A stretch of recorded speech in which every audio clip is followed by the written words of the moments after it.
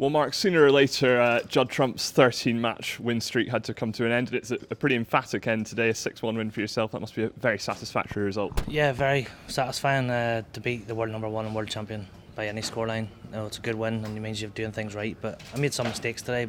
Judd missed a few balls that he wouldn't normally miss, but as you said, like a 13-match winning run, it has to come to an end at some point. And to play at the high level that he's been playing at for such a long time now speaks volumes for where his game's at.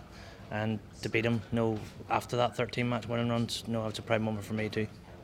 I remember when you won the Masters, you beat Ronnie by a 6-1 scoreline. When you're playing players of that ilk, how important is it once you get on top to really press home your advantage? Yeah, you have to. Look, at 3-0 up, I missed an easy red with the rest in 3 and 4, and that's the sort of thing that can turn a match against someone like Judd or one of the other top players in the world. And luckily for me, it only cost me 1 frame. He didn't get any momentum from it, and I managed to play pretty well after the interval, capitalising on a few errors of his. But you need to really stay on top whenever you are on top. I made a good clearance in the first frame, and that sort of set the tone for the match. I felt like I was sharp then. I made a few mistakes, don't get me wrong, but I felt like I played the better snooker.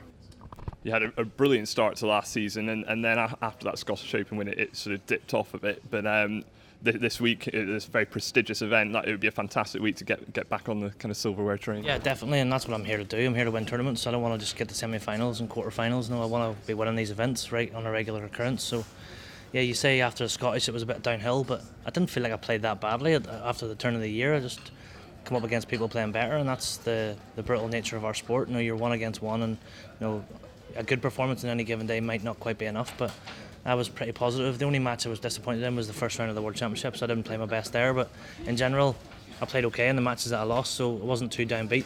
So plenty of practice in after the World Championship finished. Didn't have much of a break, and I feel like I'm sharper than I normally am at this time of year.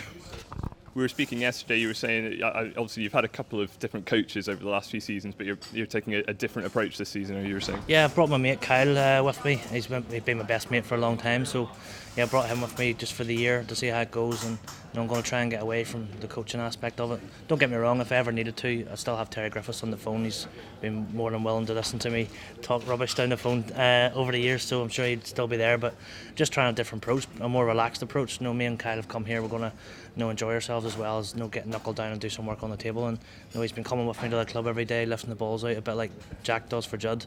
And if you can copy the world champion, you're not doing things too badly. And I know you've got Sean Murphy or Jack Lisowski next. It'll be a good semi-final either way. Yeah, well, and it'll be attacking no matter who gets through. Obviously, Jack's no breath of fresh air to the game the way he plays, and Sean is just Sean. He goes for his shots and scores well, and it's going to be a tough match regardless. But if I play somewhere like I did today or a bit better, then I've got a chance.